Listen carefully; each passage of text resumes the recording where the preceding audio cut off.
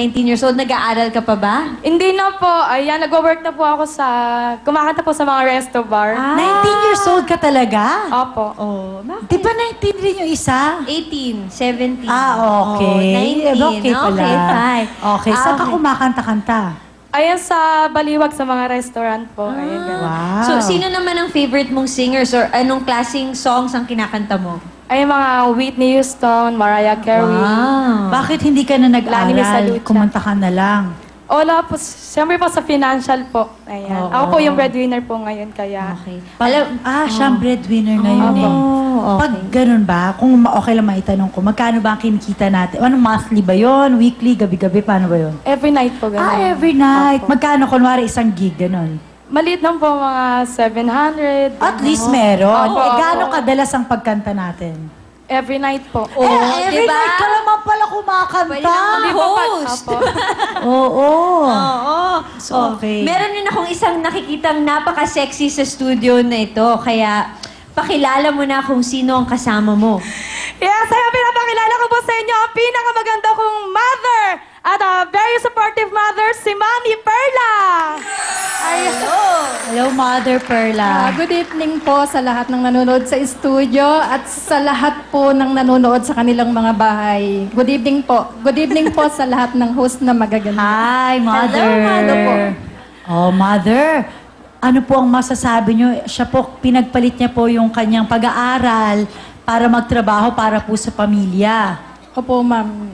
Bakit po naging ganon? Kasi po, noong time po kasi na yung mister ko po nasa abroad, na walan po siya ng trabaho. Halos 6 years po siya doon, 3 years po yung wala siyang trabaho. Tapos ako lang po yung nagtatrabaho noong time na yon. Nataon naman po na maraming pumunta sa bahay na kinukuha siyang kumanta sa mga resto. Nag-try po kami nung una. Nung una po ayoko talaga, natatakot ako. Eh, nagustuhan na rin po niya. Kaya nagtuloy-tuloy na po siya.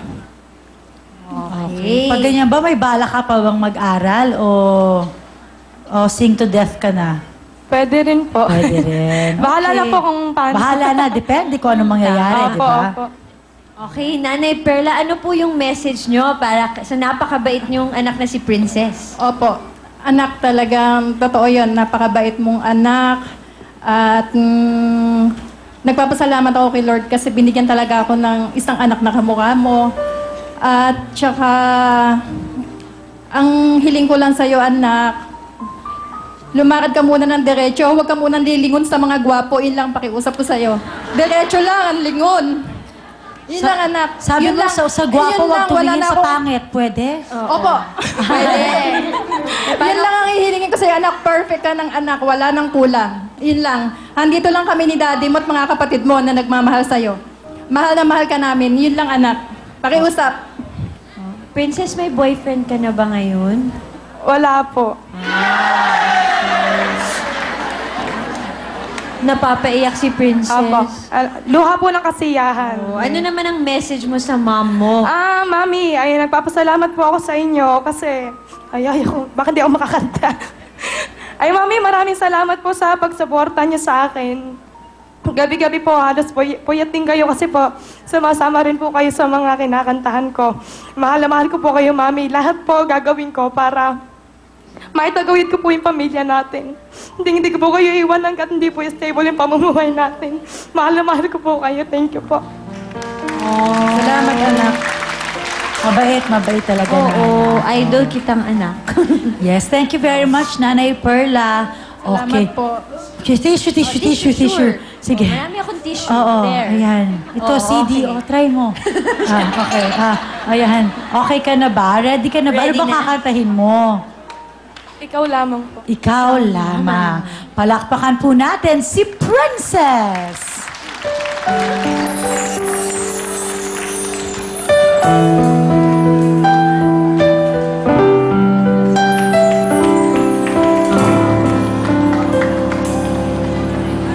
Ikaw ang pangako, tagalay ng sang bituin, tanging pangarap sa Diyos ay hindi makapiling sa bawat sandali.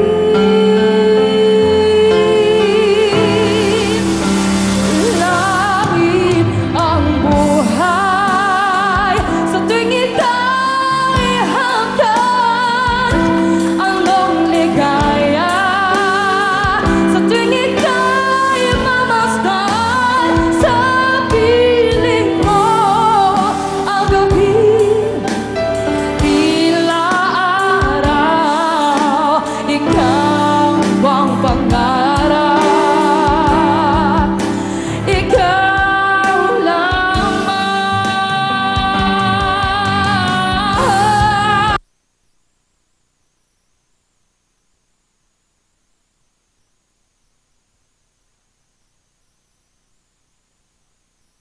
Kaya sa tuwing ika'y mamasdan. Sa piling mo ang gabi tila araw. Ikaw ang pangarap, ikaw lamang.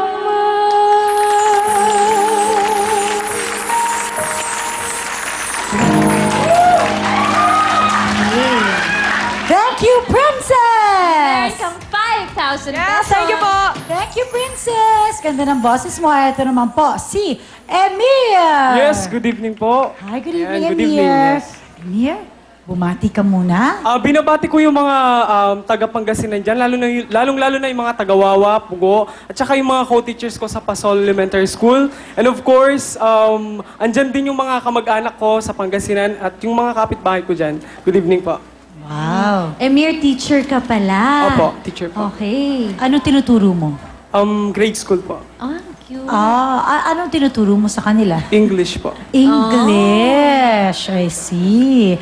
Paano ka nakakapagkanta-kanta, naging singing champion kung nagti-teacher ka pala? Before po kasi nung college days ko po, sumasali po ako sa mga singing contests. Tsaka po, nung naging teacher na po ako, meron pong contest sa may Valenzuela, Kundiman. Nag-champion din po ako doon. Wow! Champion Pakundiman teacher. pala. Oo. Okay. Ngayon, kumakanta-kanta ka pa ba or hindi na? Actually, kumakanta po ako sa DepEd NCR po. At yun po, mga teacher performing group po yan. Wow! Ano ulit yun? DepEd NCR performing. NCR Performing Meron Group. palang Wow! ganon. Oo. Oh, So, napakabait ni Emir. Kinakantan po namin yung mga, for example, si Secretary Luis Tro.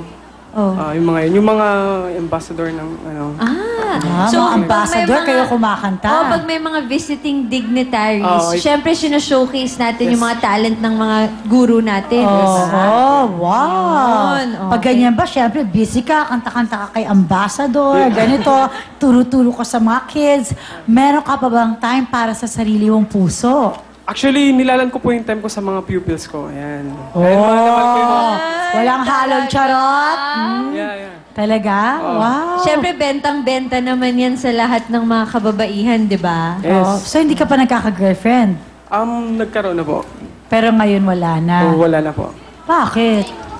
Kasi po, ngayon po, mag-focus po ako sa thesis writing ko para ma-graduate ko yung master's degree po. Oh, ano- marami pa siyang pangarap sa Oh, buhay niya. Thesis.